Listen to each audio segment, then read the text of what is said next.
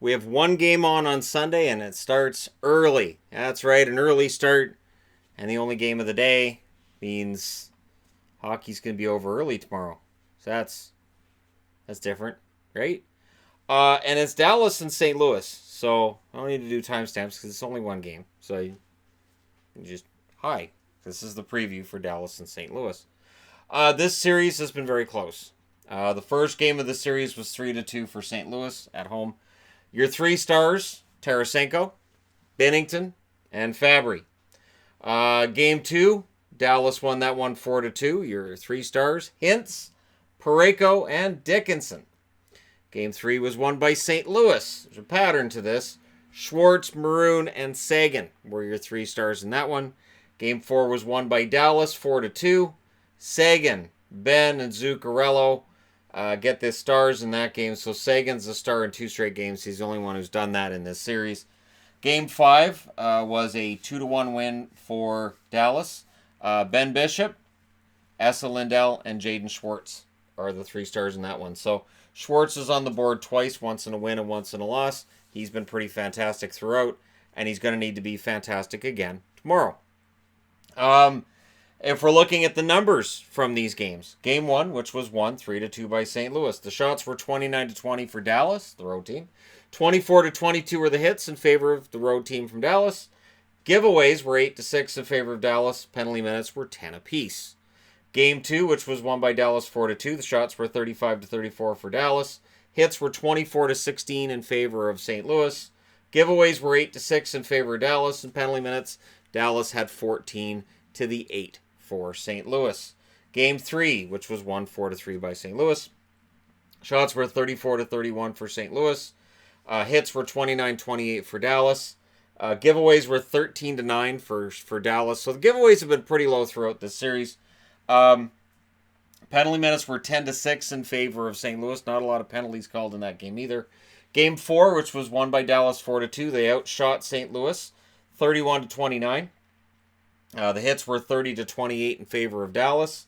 Giveaways were 15-14 in favor of Dallas, so a bit crazy when it comes to the giveaways compared to the other games. Penalty minutes were 8-6 in favor of Dallas. In the last game, which was in St. Louis, Dallas wins 2-1. The shots were 39-27 in favor of St. Louis, which is far and away the largest differential since Game 1, where Dallas had a 9-shot lead. It was a 12-shot lead for St. Louis in the last game. The ones in between, 2 shots, 3 shots, 1 shot. So very close series. Hits were 30-14 in favor of St. Louis. Giveaways, though, were 15-6 for St. Louis. So if you're looking for the difference and what could cause you to lose 2-1, giveaways being 15-6 don't help. Penalty minutes were 8-4. Dallas had 8 penalty minutes to the 4 by St. Louis.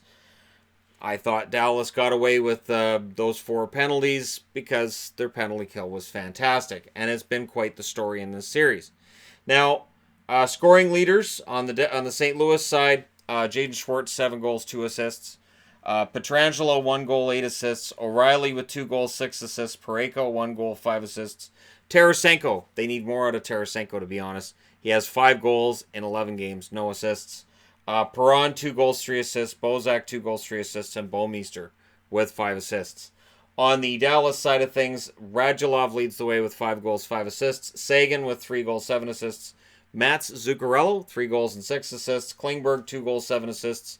Jamie Benn with the same number. Rope Hintz with 5 goals and 3 assists for Dallas. Jason Spezza, who's been a story in this series, 3 goals, 2 assists. And Jason Dickinson, who's been quite the story defensively as well, 3 goals, 2 assists for him. So Dallas has a chance to knock out St. Louis. If they're going to do so, they have to get to Jordan Binnington, who's 6-5 in these playoffs, 2.73 goals against, with a .908 save percentage. Ben Bishop is 7-4, 2.13 goals against average, and a .936 save percentage.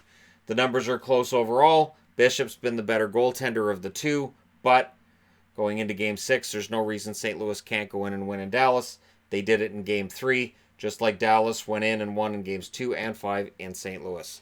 So it's not as egregious as the first round where no home team won till Game 6 between St. Louis and Winnipeg, but home ice hasn't meant a ton in this series either.